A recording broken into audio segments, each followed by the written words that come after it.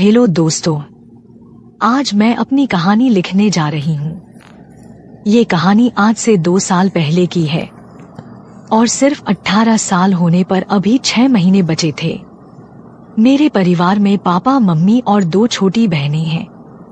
Mummy Pinky के जन्म के बाद से ही बीमार चल रही थी और एक दिन उनका देहांत हो गया। हमारी रिश्तेदारी में सिर्फ एक ही बुआ है जो दूसरे शहर में रहती हैं। जब मम्मी का देहांत हुआ तो मैं 15 साल की थी। मम्मी के देहांत के बाद बुआ अपने बच्चों के साथ कुछ दिन हमारे घर पर आ गई। माँ की मौत के बाद मेरा भी स्कूल जाना बंद हो गया था, क्योंकि मम्मी की मौत के बाद घर की सारी जिम्मेदारी मुझ पर आ गई थी और मेरा सारा दिन घर संभालने और रिंकी और पिंकी को संभालने चला जाता था। पापा भी उदास रहने लगे थे और उनके चेहरे पर हर वक्त एक उदासी सी रहती थी।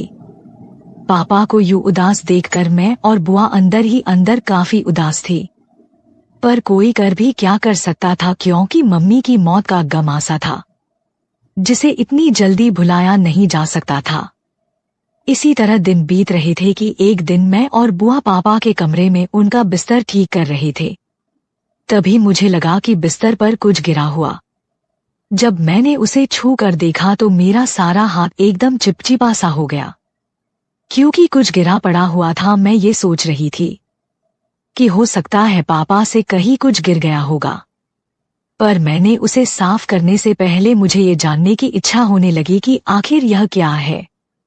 मैंने जैसे ही बुआ को वो दिखाया और उनसे पूछा, बुआ ये क्या और ये यहाँ कैसे गिरा? बुआ शादीशुदा औरत थी जो देखती ही समझ गई, पर उन्होंने मुझसे कुछ नहीं कहा और मुझे साफ करने को कहा। अब मैंने भी बुआ से कोई सवाल जवाब किए बिना ही साफ कर दिया और सारा दिन बुआ का मूड भी कुछ उखड़ा उखड़ा था और उन्होंने मुझसे कुछ ज्यादा बात नहीं की। अगले दिन बुआ ने रात में मुझे अपने पास बुलाया और कहा, बेटी मैं तुम्हें एक बात कहना चाहती हूँ, अगर तुम ठंडे दिमाग से सोचो तो।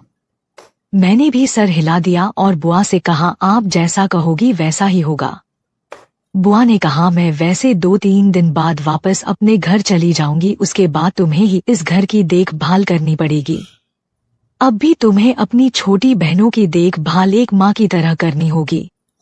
अब तुम ही इनके लिए माँ हो और एक बात, घर मर्दों से नहीं औरत से ही चलती है। अब तुम्हें इस घर को एक लड़की की तरह नहीं बल्कि एक औरत की तरह संभालना है, क्योंकि तुम्हारे पापा तो नौकरी और बाहर का ही काम देख सकते हैं। बुआ ने दोनों बहनों को भी बुला लिया और उन्हें कहने लगी कि आज से तुम इसे दीदी नहीं मम्मी बुलाओगी। दोनों बहनों ने भी हाँ में सर हिला दिया। फिर बुआ ने मेरी ओर देखकर कहा, अब इनको एक बड़ी बहन की नहीं माँ की जरूरत है। जब बुआ ने ये बात कही तो मुझे थोड़ा सा अटपटा लगा और थोड़ी सी अंदर ही अंदर एक अजीब सा कुछ महसूस होने लगी। फिर बुआ ने कहा कि खाने की तैयारी कर लो, और वो अपने काम में लग गई और मैं भी खाने की तैयारी में लग गई। रात को जब सब खाना खाने बैठ गए तो रिंकी ने कहा, मम्मी मुझे सब्जी देना। जब उसने मुझे मम्मी कहा तो मैं तो शर्मा गई, क्योंकि मेरे पास ही पापा बैठे थे।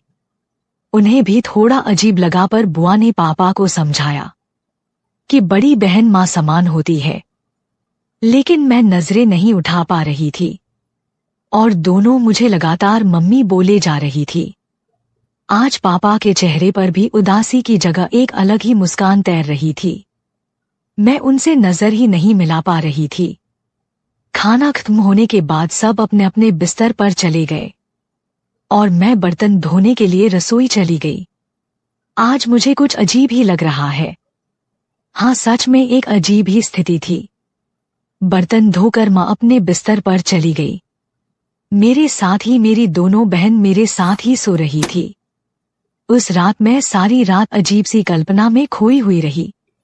अगले दिन दोनों बच्चों को तैयार करके उन्हें स्कूल भेज दिया। बच्चों के स्कूल जाने के बाद पापा ने कहा, निशी मेरा नाश्ता तैयार कर दो, मुझे भी ड्यूटी पर जाना है। मैंने जल्दी से खाना तैयार किया और फिर पापा चले गए। पापा के सामने मैं आज भी नजर नहीं मिला पा रही थी, लेकिन उनकी आंखों में मुझे आज कुछ अलग ही चमक दिखाई दे रही थी। जैसे उन्हें कुछ मिल गया हो। पापा के जाने के बाद बुआ ने मुझसे कहा, निशी अब तुमने घर को अच्छी तरह संभल लिया है। अब एक बात और है कि तुम्हारे पापा यहाँ से पोस्टिंग करवा रहे हैं। अगले 1-2 हफ्ते में उनकी पोस्टिंग हमारे शहर में ही हो जाएगी और उन्हें एक घर भी मिल गया है। अभी तुम एक बात और बताना, तुम नाराज तो नहीं होना कि तुम्हारी मम्मी के देहांत के बाद तुम्हारी पढ़ाई बंद हो गई है और तुम्हारे घर की इतनी जिम्मेदारी तुम्हें दी गई है। मैंने कहा, बुआ ऐसी बात नहीं है, मैं तो खुश हूं कि मैंने घर को संभाल लिया। बुआ ने कहा, ये तो ठीक है बेटी। और बेटी, एक बात जो तुम जानना चाहती थी, मुझसे मेरी ये बात बिल्कुल भूल गई थी कि बुआ किस विषय के बारे में मेरी बात कर रही थी। तो मैंने, बुआ आप क्या बताना चाहती थी? तो बुआ ने कहा कि तुमने मुझसे पूछा था कि तुम्हारा पापा के बिस्तर पर पड़ा वो क्या था। बेटी, दरअसल तुम्हारे पापा को अब तुम्हारी मम्मी की कमी बहुत खल रही है, इसलिए तो उनकी सेहत पर कितना बुरा असर पड़ता है और मैं उनकी बहन होने के नाते ये कभी नहीं चाहूंगी कि वो अपनी जिंदगी अपने हाथों से बर्बाद करे। मेरी बुआ की बात का मतलब मैं समझ रही थी कि बुआ क्या कहना चाहती हैं। फिर मैंने बुआ से कहा, बुआ जी तो फिर आप ही पापा को समझाएं कि वो इस तरह से अपनी जिंदगी बर्बाद मत करे। बुआ ने कहा, निशी अब वो मेरे कहने पर नहीं रुक सकती, क्योंकि मैं जानती हूँ रात को एक मर्द का औरत के बिना रहना कितना मुश्किल है और तुम्हारे पापा पिछले 5 सालों से बीवी के होते हुए भी अकेले ही तुम लोगों के लिए जी रहे थे। अब अगर कोई तुम्हारे पापा को कोई समझा सकता है तो वो एक औरत ही है। देखो, मेरी बात का बुरा मत मानना, जब तक तुम्हारी मम्मी थी तब तक मैंने तुम्हारे पापा से दूसरी शादी करने की बात भी नहीं की थी। अब जब तुम्हारी मम्मी नहीं है और मैं जानती हूँ कि वो पत्नी के बिना नहीं रह सकते, पर तुम तीनों बहनों की खातिर अपनी जिंदगी अपने हाथों से बर्बाद कर लेंगे, जो मैं हरगिज नहीं होने दूंगी। इसलिए मैं ये सोचती हूँ कि अब मुझे तुम्हारे पापा की दूसरी शादी करवानी पड़ेगी। बस मुझे अब यह चिंता है कि पता नहीं तुम्हारी सौतेली माँ तुम्हारे साथ और बच्चों के साथ कैसा व्यवहार करेगी। तुमने अच्छा किया जो इतनी बड़ी जिम्मेदारी उठा ली। निशी, तुम्हें एक बात और कहना चाहूंगी, अगर तुम मेरी बात सोच समझकर मानोगी तो। मैंने कहा, बुआ आप जो कहोगी वो मैं मानूंगी।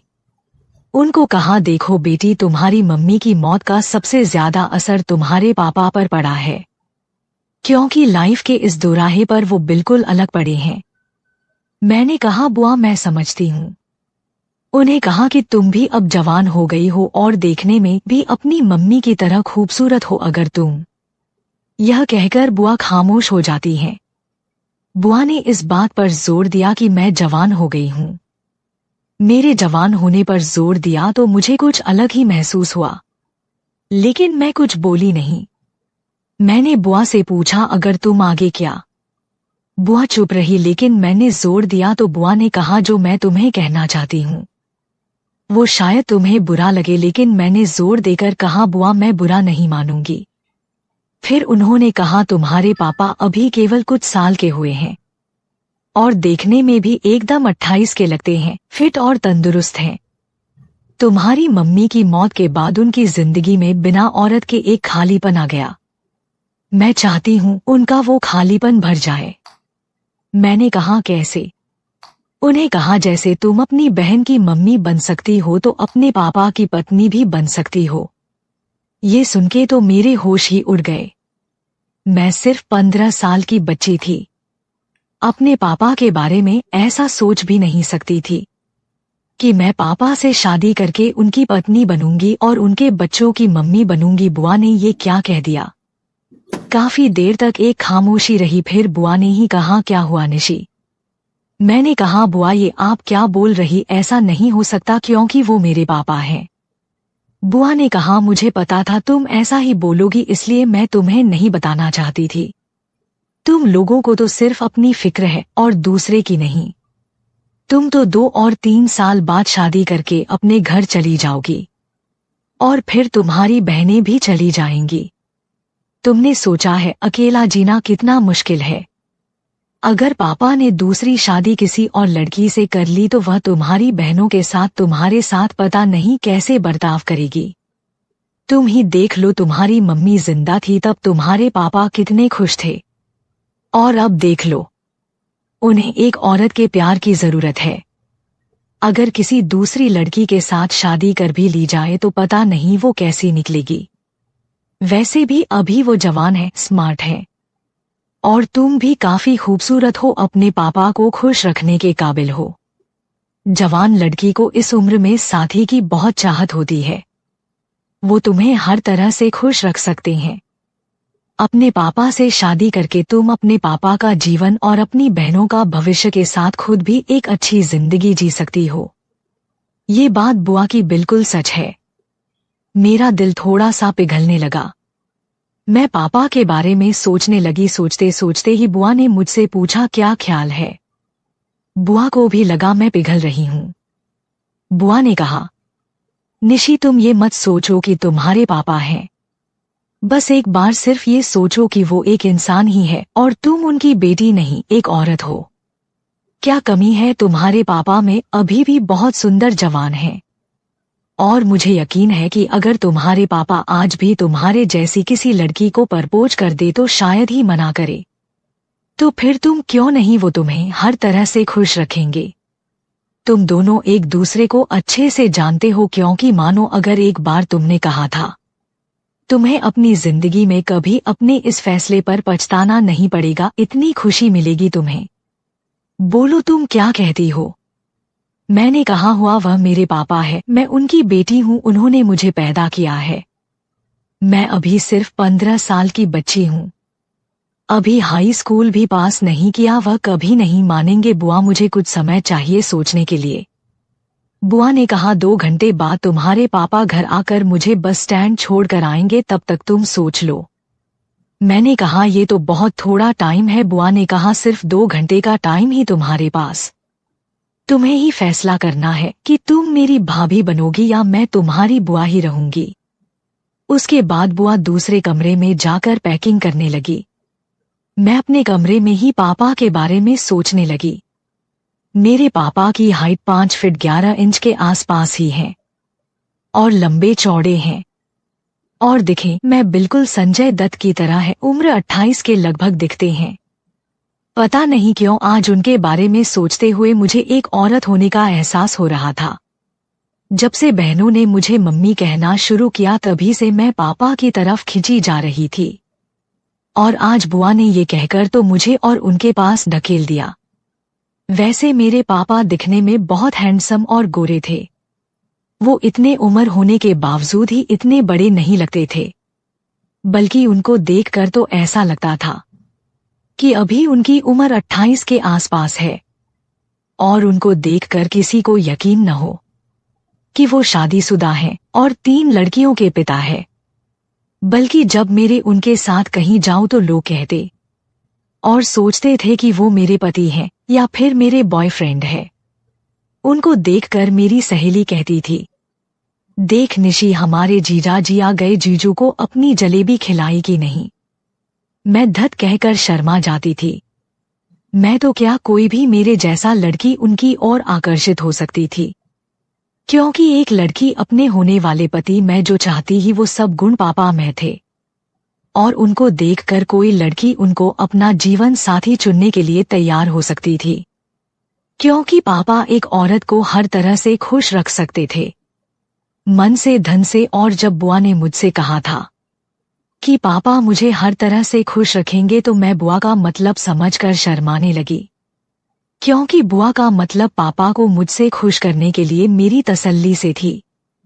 मैं उठकर कमरे के ड्रेसिंग टेबल के पास पहुंच गई। मैंने एक लाल रंग का सलवार कुर्ता पहन रखा था। जैसे ही मैंने आईने की तरफ देखा, खुद को देखकर शर्मा गई। मैं शीशे में देखकर सोचने लगी, क्या सच मैं शादी के लायक हो गई? क्या मैं किसी के पत्नी बनने के लायक हो गई? मुझे खुद ही मेरे सवालों का जवाब मिल गया। मैं ये सब सोचकर हैरान हो रही थी कि मुझे ये क्या हो रहा था। आज से पहले ऐसा कभी नहीं हुआ और मैं पापा के बारे में सोचती धीरे धीरे खुद को मुस्कुराने लगी और खुद से ही बात करते कहने लगी, क्या सच है? मैं इतनी बड़ी हो गई हूँ कि किसी की पत्नी बनने के काबिल हो गई हूँ। ये सोचते ही मुझे बहुत खुशी होने लगी थी। बुआ ठीक ही तो कह रही थी। और मैं अपने बालों को ठीक करते हुए खुद से कहने लगी, मैं भी पापा की तरह हैंडसम जवान और तंदुरुस्त जीवन साथी की कल्पना करती थी। तो पापा जी क्यों नहीं? मेरी तमन्ना पूरी होने के साथ मेरी बहनों का भी भविष्य सुरक्षित हो जाएगा। कोई अनजान मेरे साथ पता नहीं कैसे बर्ताव करेगा। वो मेरे पापा हैं, मैं जानती हूँ। मुझे बहुत प्यार करेंगे, पर डर लगता है कि मैं उनको झेल भी पाऊंगी कि नहीं और उनका साथ कैसे दे पाऊंगी। फिर मैंने सोचा, आज नहीं तो कल किसी ना किसी की पत्नी बनकर संभालना ही है। तो फिर पापा को क्यों नहीं संभाल सकती? आखिर वो एक मर्द ही और मैं एक औरत हूँ। और पापा भी आज जल्दी आ गए। जैसा ही मुझे इस बात का एहसास हुआ कि मेरे हाथ कहाँ पर है, तो मैं शीशे में खुद को देखकर ही शर्मा गई। तभी वहां पड़ी पापा की तस्वीर पर मेरा ध्यान गया। मैंने पापा की तस्वीर उठा लिया, गौर से पापा की तस्वीर देखने लगी। वैसे पापा का आकर्षण ही कुछ ऐसा था कि कोई भी लड़की उनकी ओर आकर्षित हो सकती थी, क्योंकि एक लड़की जो अपने होने वाले पति के साथ कुछ चाहती थी, वो सब गुण पापा में थे। उनका लंबा कद, चौड़ा सीना जैसे देखकर कोई भी लड़की उनकी पत्नी बनने के लिए तैयार हो जाए। मैंने बुआ की बात मानकर मन ही मन में उनको अपना पति मान लिया। और पता नहीं उस समय मुझे क्या हुआ और मेरे पापा की तस्वीर देखकर ऐसे शर्माने लगी जैसे वो निहार रहे हो, और मैं अपनी आंखें झुका ली या सोचने लगी कि बुआ ठीक ही कह रही थी कि वो मेरे पापा नहीं बल्कि मेरे होने वाले बच्चों के पापा ही थे। ये सब होते होते पता नहीं कब 2 घंटे बीत गए और पापा भी आज जल्दी आ गए। उन्हें बुआ को बस स्टैंड छोड़ने जा